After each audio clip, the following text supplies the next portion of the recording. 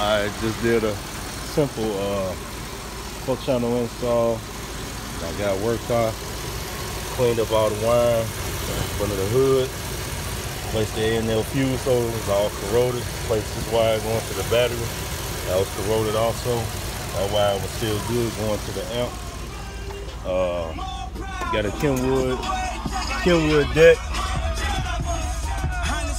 Alpine door speakers. I said this is work truck, so he ain't really, not saying he really caring about it, but he just wants some music.